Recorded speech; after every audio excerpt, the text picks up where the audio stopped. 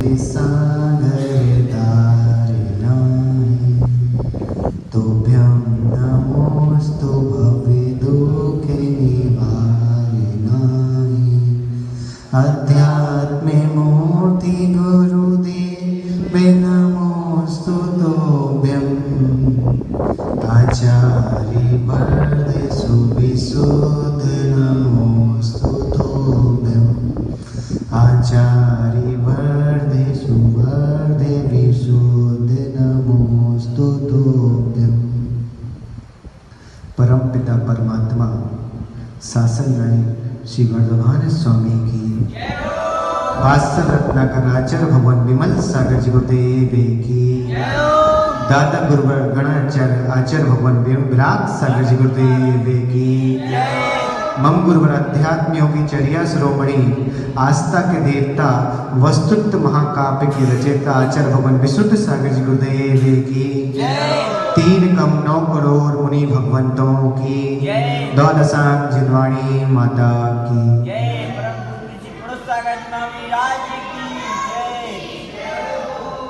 हम सभी इस युग के अध्यात्म के महान अध्यात्मराज सशिक आचार्य भगवान विशुद्ध सागर जी महाराज के आशीर्वाद एवं अनुकंपा से यहाँ बैठे हुए हैं। आचार्य श्री की प्रेरणा से ही ये गोष्ठी प्रारंभ हुई है और उनके सानिध्य एवं आशीर्वाद से चल रही है। इसलिए सर्वप्रथम मैं आचार्य श्री के चरणों में तीव्र भक्तिपूर्वक नमोस्तु निवेदित करता हूँ कि आपके आशीर्वाद से ही मुझे यहाँ कुछ बोलने का मौका मिला है। इस गोष्ठी के निर्देशक सिवररत्न मुनि श्री सुब्रत सागर जी, जिन्होंने पिछले समय मेरी हर समय मदद की है और यहाँ आलेख में भी उनकी बहुत उपकार है, ऐसे सुब्रत सागर जी के चरणों में भी नमोस्तु करता हूँ। संयोजक महोदय, जिन्होंने मुझे गोष्ठी में इस योग्य समझा की गोष्ठी में आमंत्रित किया, इसलिए मैं संयोजक मुनि सारस्वत सागर जी के चरणों में भी नमोस्तु करता हूँ और सभी मुनि भगवंत के चरणों में यही भावना के साथ नमोस्तु निर्मित करता हूँ कि आपके आशीर्वाद और आप सबने जो मुझे कुछ सिखाया है उसकी कृपा से मैं यहाँ कुछ 2 शब्द ही बोलूँगा। मेरा आलेख बहुत छोटा है, समय ज़्यादा नहीं लूँगा और मैं बता दूँगा मेरा समय कहाँ से शुरू होगा। अब मैं अपने आलेख की प्रस्तुति करूँ उससे पहले एक महत्वपूर्ण बात बताना चाहता हूँ कि मेरे आलेख का विषय है दिगंबर देनाचार्य आचार्य विशुद्ध सागर जी व्यक्तित्व कृतित्व, वो भी अलिंग संप्रति दिगंबर पीतरागी निर्गंत महायोगी महाश्रवण आध्यात्म योगी आचार्य रत्न विशुद्ध सागर जी गुरुदेव, आपका व्यक्तित्व सुमेरु के समान उत्तंग है, गौमटेश भगवान बाहुबली के समान विराट है, आचार्य कुंद कुंद के समान उज्ज्वल है और आचार्य अकलंक के समान निष्कलंक है, आचार्य अमरचंद्र के समान मधुर है और आचार्य समंत भक्त के समान विशिष्ट एवं विख्यात है। 21वीं शताब्दी में एक दूरदृष्टा के रूप में हमें आचार्य भगवान मिले, जिनकी दूरदृष्टा के विषय में अगर हम व्याख्यान करें तो मुझे लगता है कि मेरा ही आलेख हो पाएगा, बाकी वक्ताओं को कल ही टाइम मिल पाएगा। युवाओं के प्रेरणा पुंज बन के जो हमारे सामने बैठे हुए हैं, आप सोचो, जहाँ व्यक्ति घर परिवार में रहते हुए उस व्यक्ति को जैन कुल में जन्म लेने के बाद भी आप एक बात को विशेष तौर पर ध्यान रखें कि हमने जैन कुल में जिन शासन में तीर्थंकर वर्धमान महावीर के शासन में जन्म लिया है, हमें जन्म से मालूम था कि आत्मा होती है, पर हमने आज तक अगर हम देखें तो मैं भान कराने वाला अगर कोई इस भारत भूमि में सच्चा दिगंबर जैन साधु हुआ है तो उसका नाम आचार्य विशुद्ध सागर जी है, जिनने युवाओं को ये बताया कि आत्मा कैसी होती है। और उसका भान देखो कि यहाँ जितने भी दिगंबर मुनिराज हैं सभी युवा हैं, तो युवाओं के हृदय पुंज हैं, अध्यात्म प्रवचनों में सफल प्रवक्ता हैं, अलौकिक व्यक्तित्व एवं विराट कृतित्व के धनी हैं और सही कहूँ ना श्रवण परंपरा में अध्यात्म के सदगुरु हैं। आचार्य विशुद्ध सागर जी महाराज भोला भैया अच्छे से जानते होंगे कि आचार्य विशुद्ध सागर जी महाराज वास्तव में कहा जाए ना तो इस युग में एक शांति दूत से कम नहीं है। अगर शांति की कोई मूरत देखना है तो वो आचार्य विशुद्ध सागर जी महाराज हैं। आप टूटी हुई आस्थाओं को जोड़ने वाले महायोगी हैं। जन जन को उन्मार्ग से सन्मार्ग में लगाने वाले श्रेष्ठ सन्यासी हैं। अध्यात्मचर्या का पालन कराने वाले अध्यात्म योगी हैं और धरती पर चलते फिरते धरती के देवता हैं और जगत के प्राणी मात्र को अहिंसा, करुणा और अनुकंपा का बोध कराने वाले मेरे लिए साक्षात लघु महावीर हैं। लघु महावीर आपको लग रहा होगा कि अति संयुक्ति की गई यहाँ।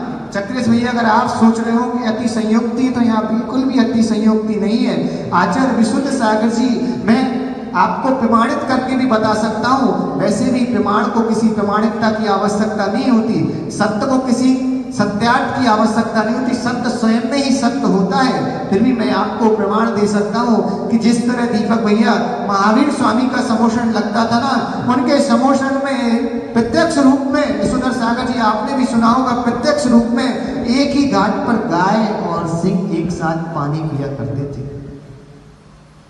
उनके समोषण में एक ही घाट पर गाय और सिंह एक साथ पानी पिया करते थे। आचार्य विशुद्ध सागर जी महाराज, इसलिए मैंने कहा लघु महावीर है। इनके समोषण में, इनकी सभाओं में गाय एक घाट पर, सिंह और गाय पानी नहीं पीते, कोई बड़ी बात नहीं है। पर आज जैन समाज में जो बिखराव चल रहा है, वो सारी जितनी संप्रदाय बन गई, अगर वो सारी संप्रदाय के लोग अगर किसी संत के चरणों में आकर जिनवाणी का रसापान करते हैं तो वो आचार्य विशुद्ध सागर जी महाराज है। इसलिए मैंने इनको लघु महावीर कहा। संक्षेप में कहूं, आचार्य विशुद्ध सागर जी के व्यक्तित्व और कृतित्व पर अगर मैं संक्षेप में कहूं तो एक ही बात कह सकता हूं कि आचार्य विशुद्ध सागर जी के एक एक शिष्य अंतरिम व्यक्तित्व एवं श्रवणशील कृतित्व की पहचान है। एक एक श्रवण, और इस बात का उजागर 2008 में गोमटेश महामस्तकाभिषेक के समय श्रवण रत्न 2018 में गोमटेश महामस्तकाभिषेक के समय एक श्रवण रत्न के मुख से निकला था कि आचार्य विशुद्ध सागर जी तो आचार्य है ही, लेकिन उनके 33 शिष्य उस समय विद्वान थे। उनके 33 के 33 शिष्य किसी आचार्य से कम नहीं, केवल इनके ऊपर लोगों के संस्कार नहीं हुए। चारित्र और ज्ञान में अगर देखा जाए तो आचार्य विशुद्ध सागर जी के पूरे 33 के 33 शिष्य ही स्वयं में एक आचार्य है। ऐसे आचार्य विशुद्ध सागर जी आपका एक एक ग्रंथ आपके व्यक्तित्व और कृतित्व का जय घोष करता है। आप स्वयं में एक चीज का विचार करें तो आप पाएंगे कि आचार्य विशुद्ध सागर जी की जो कृतियां है ना, चाहे वो अलंकरण हो या पुरुषार्थ देशना हो या समय देशना हो, वो महत्वपूर्ण इसलिए नहीं है कि वो कृति है, सबसे ज्यादा महत्वपूर्ण है कि वह आगम पूर्ण कृतियां हैं। और अगर आगम पूर्ण कृतियां ना होती, कोई कुछ भी बोले कि वो आज के वर्तमान के आचार्य की कृति है, पर आगम पूर्ण अगर कृति नहीं होती तो आचार्य विशुद्ध सागर जी की कृति किसी भी मंदिर में कोई स्वाध्याय करते मिल जाए, ये महत्वपूर्ण नहीं है। हर संत की टेबल पर अगर कोई स्वाध्याय करता है तो आचार्य विशुद्ध सागर जी की कृति कर रहा है। इससे बड़ा आगम का और क्या प्रमाण होगा। आचार्य विशुद्ध सागर जी की कृति अपने आप में एक अलौकिक है। और मैं तो कहूँ, अगर सही मायने में स्वातम भाई आचार्य विशुद्ध सागर जी की कृति एक एक कृति एक एक कोष से कम नहीं है, जे आने वाले भविष्य में जिन शासन की सर्वोधिक सर्व सुरक्षित होने वाली धरोहरों में से एक है। सही में जीवन में 29 वर्षों में आप 9 राज्यों में 75,000 किलोमीटर पद यात्रा कर चुके हैं और अभी 100 पंचकल्याणकों में हजारों जिनबिंबों को प्रतिष्ठा कर जन जन को प्रवचनों के माध्यम से श्रद्धा आस्था से जोड़ने वाले कई लाख ग्रंथों का प्रकाशन, संगोष्ठियां और सावक संस्कार शिविर, और सबसे बड़ी महत्वपूर्ण सभी श्रोताओं का मैं आकर्षण चाहूंगा, गोमटेश भगवान बाहुबली में महामस्तकाभिषेक के समय राष्ट्र को संबोधित कर आपने जो काम किया है, जिन साधु जिन संतों की प्रभावना की है, वही भी आपके व्यक्तित्व और कृतित्व का एक मनोहारी दृश्य है। आपके विराट कृतित्व और व्यक्तित्व पर साहित्यकारों ने, अनेक कवियों ने बहुत सारे लेख लिखे हैं और बहुत सारी कृति और महाकाव्य जैसे काव्य लिखे हैं। मैं उनका यहाँ उल्लेख इसलिए नहीं करूँगा, समय की मर्यादा है। और मुझे विस्तार का भी भय है। इसलिए मैं उन कृतियों में से एक का उल्लेख यहाँ जरूर करना चाहूँगा। हमारे अग्रज सुसंवेगी श्रवणरत मुनि श्री सुब्रत सागर जी ने जो आपके व्यक्तित्व पर और कृतित्व पर प्रत्यक्ष आदर्शी अध्यात्म योगी और सुतोपासक एवं विशुद्ध साहित्योवादान कृति लिखी है, भाई आपके वैभव गुण गौरव को योगदान प्रदान करती है। अब मैं अपने विषय पर अलंकरण के परिचय में आचार्य विशुद्ध सागर जी का व्यक्तित्व कृतित्व जो भूमिका थी, इतने दिन में अगर मेहनत की तो समय तो पर्याप्त मिलना चाहिए। इसलिए मैं संयोजक महोदय से निवेदन करूंगा कि अब मेरा समय चालू करें। आपको मैं आप सबसे निवेदन करूंगा, आप सब सर्वप्रथम अध्यात्म का उद्बोधक आलौकिक कृति विस्तृत कृति अलंकरण को एक बार सभी लोग प्रणाम जरूर करें। यह वह कृति है जिस कृति के कारण ये संगोष्ठी यहाँ आयोजित हुई है। आपको लग रहा होगा कि यह संयोग संगोष्ठी का आयोजन क्यों हुआ। अगर यह कृति भी ना होती तो हमें संगोष्ठी का आयोजन ना होता। और यह संगोष्ठी कोई छोटी मोटी संगोष्ठी नहीं है। पीयूष भैया, ये संगोष्ठी आपने कभी विचार किया कि भगवान महावीर स्वामी की जन्मस्थली पे ही क्यों हो रही है? मुझे तो लगता है कि ये भावना भगवान महावीर स्वामी ने गृहस्थ अवस्था में भाई थी कि एक साथ श्रवण लोग बैठकर संगोष्ठी करें। मुझे लगता है उस भावना को भाने के लिए हमारे बीच में लघु महावीर ने उनकी भावना को पूरा किया, इसलिए संगोष्ठी उनकी जन्मस्थली पर हो रही है। और इस संगोष्ठी का सबसे बड़ा महत्वपूर्ण विषय अगर मैं आपको आकर्षित करूं, आचार्य विशुद्ध सागर जी महाराज से पहले अध्यात्म के परमहंस परम पूज्य कुंद भगवान को नमस्कार करता हूं, जिन्होंने प्रवचन सार में अलंकरण की व्याख्या की है। उसके बाद आचार्य अमृतचंद स्वामी और उसके बाद आचार्य जयसिंह स्वामी को नमस्कार करता हूं। आप सभी अभी जितने वक्ता हैं उन सब ने एक बात बोली कि आचार्य कुंद स्वामी ने 84 पाहुड़ लिखे। आशी भैया, आचार्य कुंद स्वामी ने 84 पाहुड़ लिखे। ध्यान से सुनना, 84 पाहुड़ लगे और 84 पाहुड़ में से एक पाहुड़ प्रवचन सार और उस एक पाहुड़ में से केवल एक गाथा। 84 पाहुड़ उसमें से एक पाहुड़ प्रवचन सार और एक पाहुड़ में से एक गाथा, और उस पर आचार्य विशुद्ध सागर ने 430 पेज का व्याख्यान कर दिया। इससे बड़ा उनके व्यक्तित्व के विषय में और मैं क्या कहूँ। मुझे नहीं लगता 84 में से एक और एक में से एक और एक में भी 430 पेज का व्याख्यान, इससे बड़ा व्यक्तित्व और कृतित्व उनका क्या होगा। आचार्य विशुद्ध सागर जी एक अपने आप में अलौकिक संत हैं और उनकी कृति को पढ़ने के बाद आप यह ना सोचे संयोजक महोदय जी की मैंने अलंकरण का अध्ययन नहीं किया।